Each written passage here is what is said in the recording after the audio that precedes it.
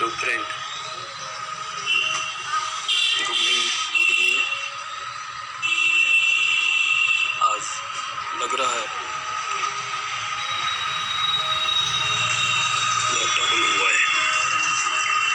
बिहार है ना, जब तक यहाँ सख्ती से नहीं निपटा जाएगा तब तक लोग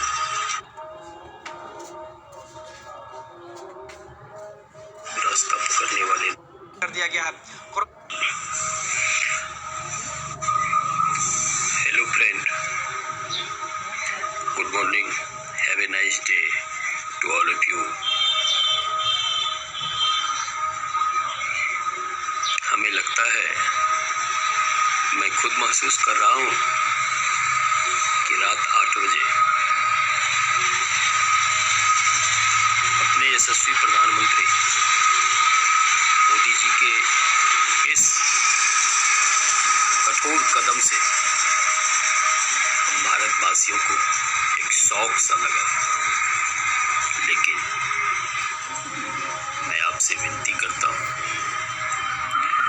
गुजारिश करता हूँ कि इसमें घबराने की कोई बात नहीं है। किसी भी मुकाम को हासिल करने के लिए बहुत कुछ त्यागना पड़ता है, और खासकर हम जिस महामारी के दौर से गुजर रहे हैं, जिसका एक आंकड़ा हमारे देश के 10वें कोरोना पॉजिटिव मरीज का दिल्ली से न्यूज पे आया हुआ है, वह अकेले अपने दम पे 374 के करीब लोगों को सिर्फ 18 फरवरी से 10 मार्च के बीच में इन्फेक्टेड कर सकता है। तो आप सोच सकते हैं कि हमारे समाज का, हमारे पड़ोस का अगर कोई व्यक्ति पीड़ित है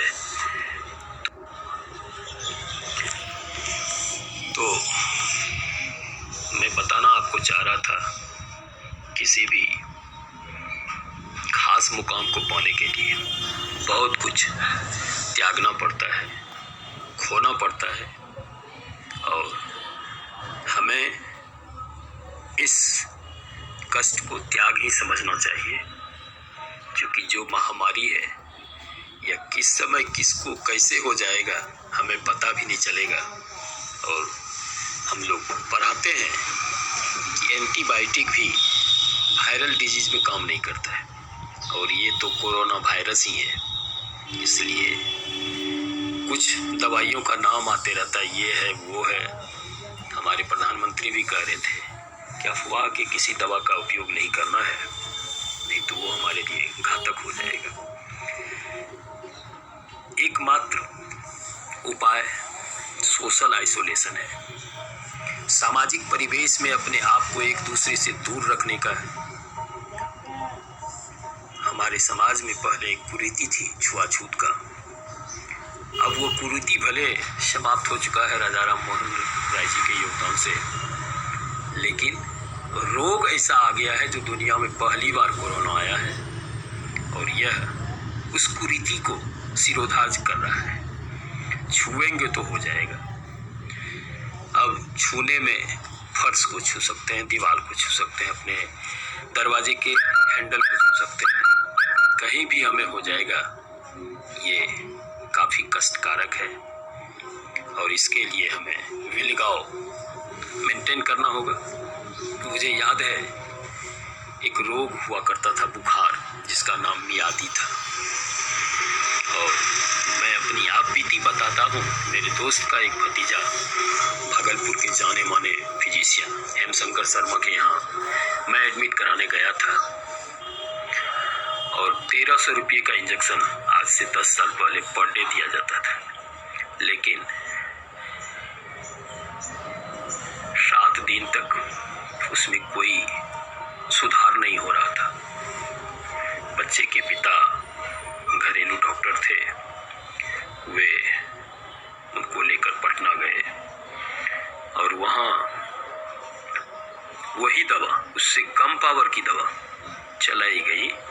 बच्चे 2-3 दिन के बाद क्योर होने लगा, और मुझे पता था कि हम हेमशंकर शर्मा के यहाँ भर्ती किए हैं, तो मैं चला गया इत्तेफाक से वहाँ खोजने। तो पता चला कि वो तो यहाँ से पटना चला गया है। फिर मैं वहाँ से पटना वाले को फ़ोन लगाया तो बताया गया कि अभी सुधार है, दवा उससे कम पावर का ही चल रहा है। फिर डॉक्टर साहब से मेरी बात हुई, उन्होंने कहा कि देखिए, हम लोगों ने कोई कसर नहीं छोड़ी थी। दवा जो मैं यूज कर रहा था वही कंपोजिशन का दवा वहाँ भी चल रहा है। दाम भले कम बेसी हो सकता है, लेकिन वो बुखार मियादी था और उसका एक ड्यूरेशन होता है, वह 13 दिन के बाद ही ठीक होता है। दवा कोई भी देंगे वह काम नहीं करेगा। यह कोरोना भी आज के डेट में इसी ड्यूरेबल डिजीज में है, जैसा कि विश्व स्वास्थ्य संगठन, जिसको संपूर्ण विश्व के नागरिकों के स्वास्थ्य का ध्यान रखना है, उसका आंकड़ा है कि ये 21 दिन तक वैलिड रहता है, यानी इसका ड्यूरेशन 21 दिन का है। Thank you Jaidev. तो इस 21 दिन के ड्यूरेशन के लिए ही WHO के अनुमानित नहीं बल्कि एक्सपेरिमेंट किए हुए रिजल्ट के आधार पर हमारे प्रधानमंत्री के द्वारा लॉकडाउन 21 दिन का रखा गया है। मैं आपसे गुजारिश करता हूँ, प्रधानमंत्री का नहीं बल्कि WHO का जो सलाह है उसको मानते हुए हमें आइसोलेशन में रहना है। मैं भगवान से भी प्रार्थना करता हूँ। फोन आ गया था। थैंक यू जयदीप जी, खुश रहिए। Good morning Keshav sir.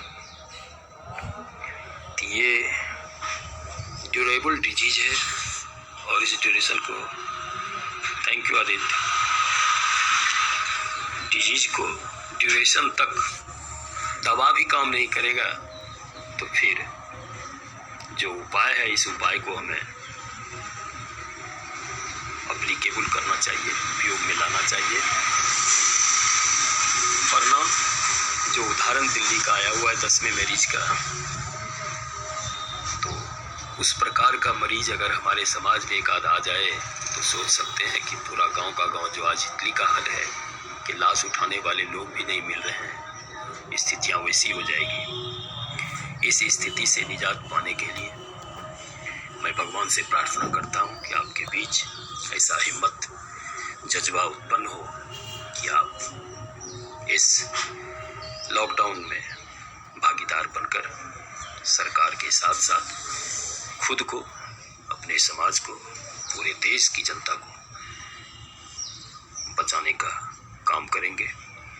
क्योंकि गायत्री परिवार के आचार्य श्री राम शर्मा के द्वारा भी कहा गया है, हम सुधरेंगे जुग सुधरेगा और हम बिगड़ेंगे तो जुग बिगड़ेगा। इसलिए हमको सुधरना है, हमें अपने आप में सुधार लाना है, कोरोना पर विजय पाना है। पूरे जद्दोजहद के साथ जो भी कष्ट हो रहा है दैनिक जीवन में, हमें जॉगिंग का आदत था, जिम जाने का था, मार्केटिंग का था, कहीं न कहीं बातें आएगी कि हम पर आर्थिक बोझ बढ़ेगा। क्योंकि 21 दिन और हम लोग 15 से चल रहे हैं, तो ये तकरीबन 1 महीने का ड्यूरेशन होता है। हम कह सकते हैं शॉर्टकट में, गोलक जोर गोल्य बराबर घोल, या विलायक जोर विलय बराबर विलियन। इसी को सिस्टमेटिक वे में कहा जाता है। 2 या 2 से अधिक पदार्थों के समांग मिश्रण को घोल कहते हैं। ये सिर्फ मैं नहीं कह रहा हूँ, गोस्वामी तुलसीदास की रचित रामचरितमानस में भी लिखा हुआ है, सचिव वैद गुरु दीनी जो प्रिय बोलहि भय आस, राज धर्म तन दीनी करो हो ही बेगही नाश। सचिव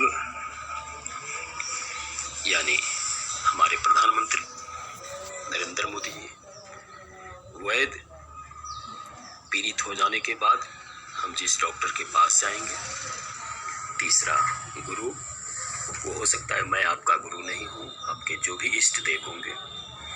ये 3 व्यक्ति, 3 धरोहर ऐसे हैं धरती पे, अगर इस 3 में से कोई भी या तीनों डर से प्रिय बात बोल दे, हो कुछ नहीं होगा कोरोना से, सबसे खाओ पियो, जहाँ जाना है जाते रहो, कोई दिक्कत नहीं है। तो रिजल्ट आज नहीं, जब रामायण लिखी गई है तब से उद्धृत है। सचिव वैद गुरु तीनी जो प्रिय बोलहि भयास, राज धर्म तन तीनी करो होई बेगहि नास।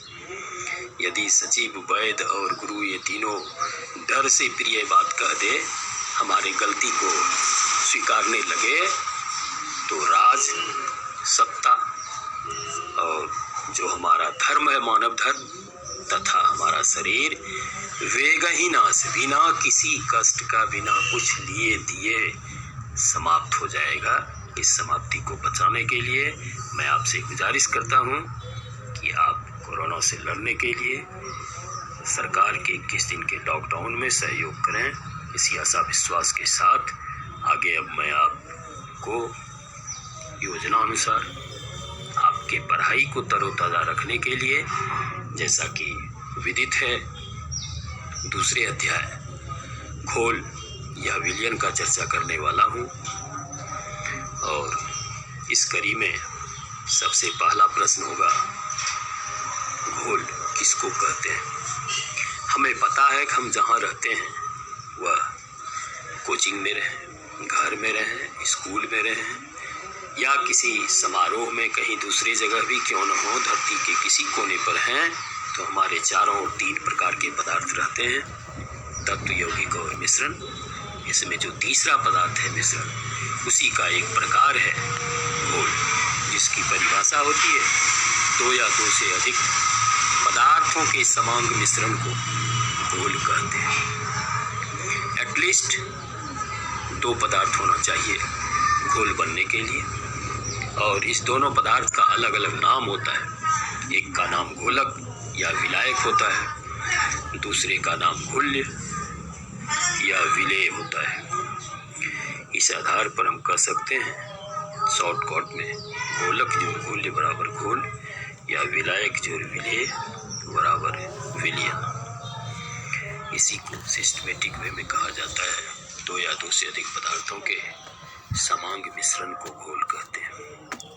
ये था घोल क्या है। अब किसी भी घोल को बनने के लिए कम से कम 2 पदार्थों की आवश्यकता होती है। इस 2 पदार्थों में से जिस पदार्थ की मात्रा सबसे अधिक मात्रा में रहता है, ज़्यादा रहता है, उसको घोलक कहते हैं। अर्थात किसी भी घोल का जो अवयव अधिक मात्रा में रहता है घोलक या विलायक कहलाता है। जैसे हमें चीनी और पानी का शरबत बनाना है, तो हर हालत में पानी की मात्रा चीनी से अधिक होगी और अतः पानी को घोलक कहा जाता है। पानी घोलक का उदाहरण हुआ। दूसरे घुल्य की परिभाषा होती है किसी भी घोल का जो पदार्थ, जो अवयव कम मात्रा में रहता है, उसको घुल्य या विलेय कहते हैं। जैसे नमक और पानी का घोल बनाना हो तो हर हालत में, चाहे जहाँ घोल बनाएंगे, जैसे बनाएंगे, उसमें नमक की मात्रा कम होगी और हम लोग नमक को घुल्य का उदाहरण मानते हैं। ये था घोल, घोलक और घुल्य क्या है। इसके आगे जो टॉपिक रहता है चैप्टर में, वह होता है टाइप ऑफ सॉल्यूशन, घोल के प्रकार।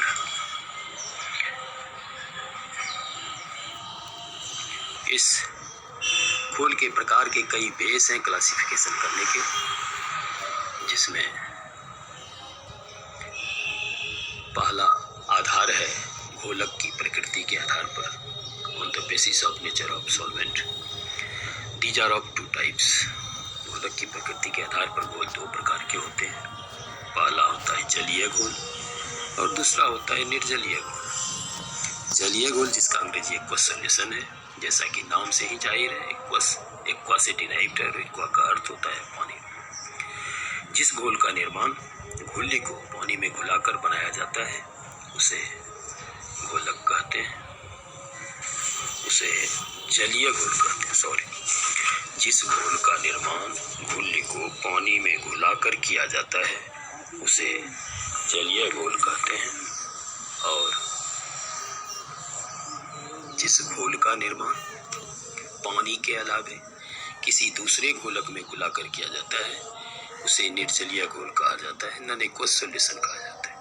एक्वस सॉल्यूशन का उदाहरण दूध और पानी, नमक और पानी, चीनी और पानी, अल्कोहल और पानी इत्यादि है।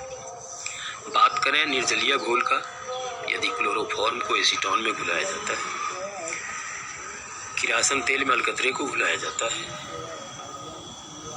अल्कोहल को बेंजीन में घुलाया जाता है, ये एग्जाम्पल होता है निर्जलीय घोल का और जलीय घोल का। ये था घोलक की प्रकृति के आधार पर घोल के प्रकार दो होते हैं, जलीय और अजलीय। जिस घोल का निर्माण घोली को पानी में घुलाकर किया जाता है उसे जलीय घोल कहते हैं, जैसे दूध और पानी, नमक और पानी, चीनी और पानी इत्यादि। दूसरा अजलीय घोल, जिस घोल का निर्माण घोली को पानी के अलावे किसी दूसरे घोलक में घुलाकर किया जाता है उसे अजलीय या निर्जलीय घोल कहते हैं। Thank you Mithilesh. God wishes to you.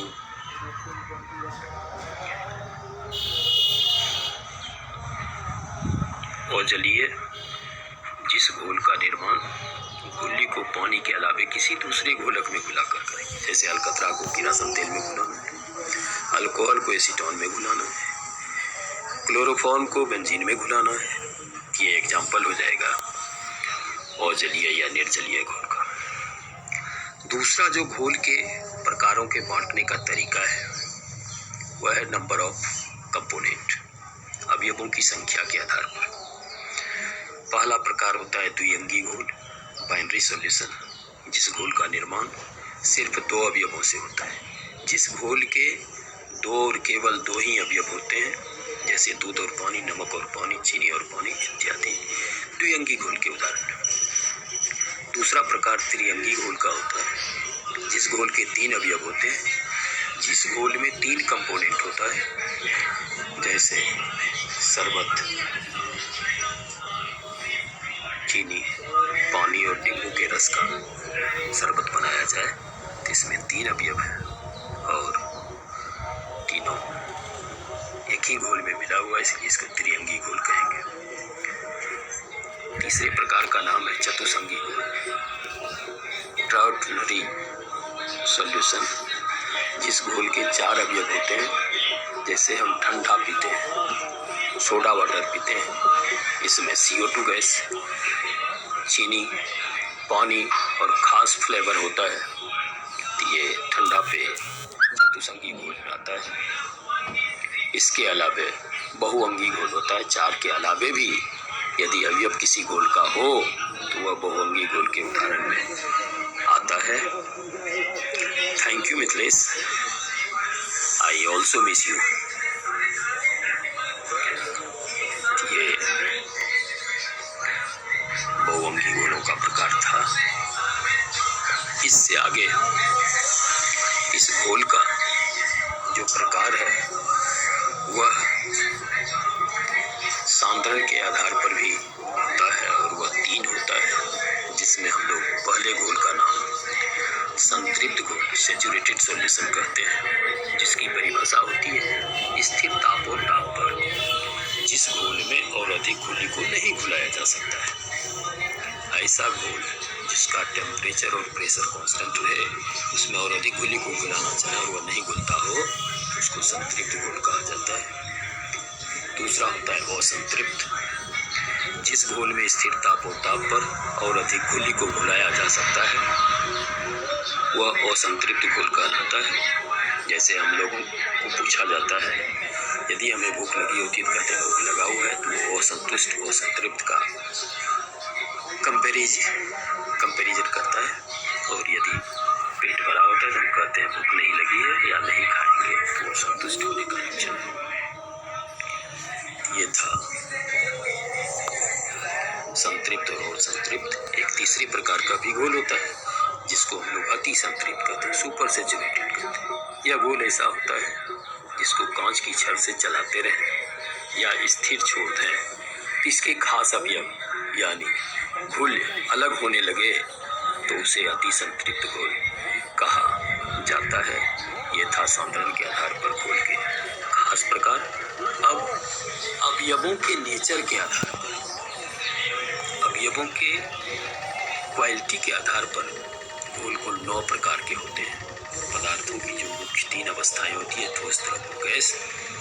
इसमें पहला ठोस अवस्था का घोल होगा, जिसमें 3 होगा। ठोस में ठोस का घोल, जिसका आधारण कोई भी मिश्र धातु होता है, और मिश्र धातु की परिभाषा हमें पता है, 2 या 2 से अधिक धातुओं के समान मिश्रण को मिश्र धातु कहते हैं।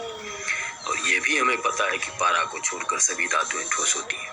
कहने का मतलब, यदि 2 या 2 से अधिक धातु को मिलाकर कोई मिश्रण बनाया जाए, मिश्र धातु का तैयार किया जाएगा, जैसे पीतल है, कांसा है।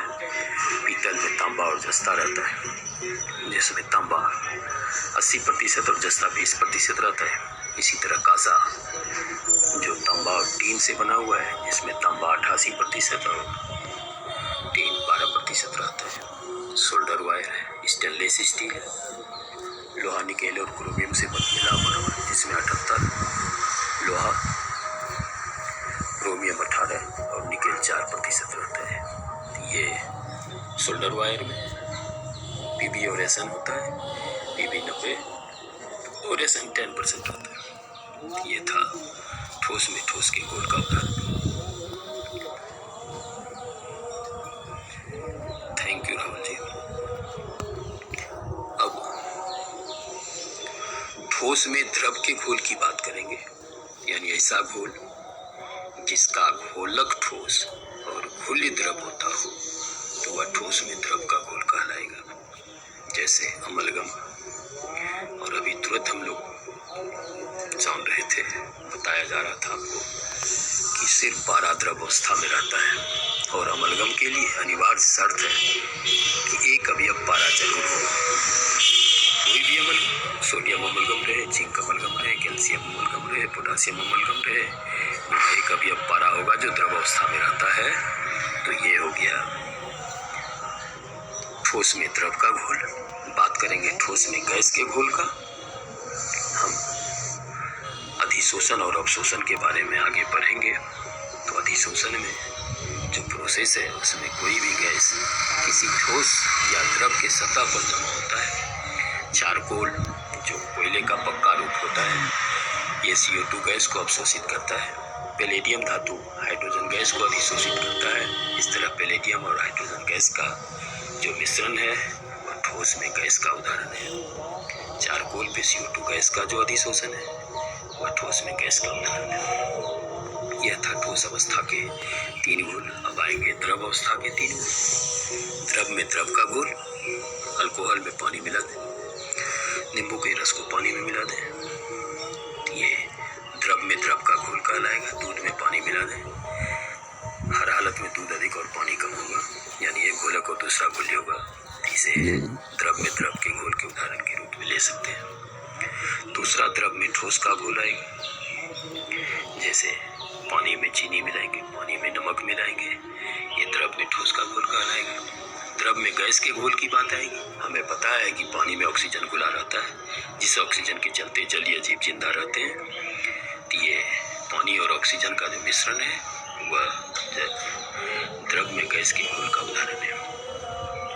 इसी तरह अब गैसीय अवस्था के भी 3 उदाहरण होंगे। गैस में गैस का घोल, हमें पता है नाइट्रोजन और ऑक्सीजन गैस का मिश्रण हवा में 78 और 21% में रहता है। ये नाइट्रोजन और हाइड्रोजन गैस के मिश्रण को गैस में गैस का उदाहरण, या हवा को गैस में गैस का उदाहरण ले सकते हैं। इसी तरह गैस में द्रव का बात करेंगे। हवा में जल वाष्प है, नमी रहती है, गैस में द्रव का उदाहरण कहलाएगा। हवा में धूलकण भी होता है जो ठोस होता है, गैस में ठोस का उदाहरण ले सकते हैं।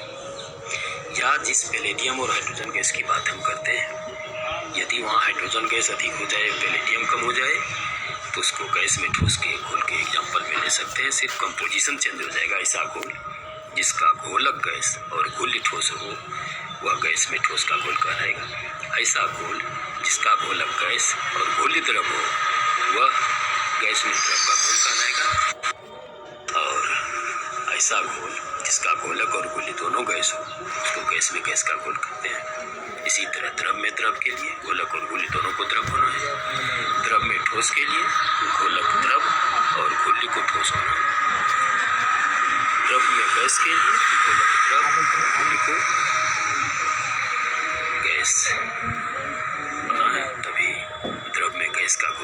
हो सकता है ये था घोल क्या है और घोल के कितने प्रकार होते हैं। आगे अब जो इस चैप्टर का दूसरा टॉपिक है उसका रिवीजन, उसको तरोताजा करने का कड़ी में जोड़ने के लिए हम कल आपको समय शेयर करेंगे। लगता है समय लगभग 8 बजने वाला है, तो जो समय बचा है थैंक यू रवि जी। कल ठीक 7 बजे आपको आगे की कार्रवाई से अवगत कराया जाएगा। शमों को धन्यवाद। ऑल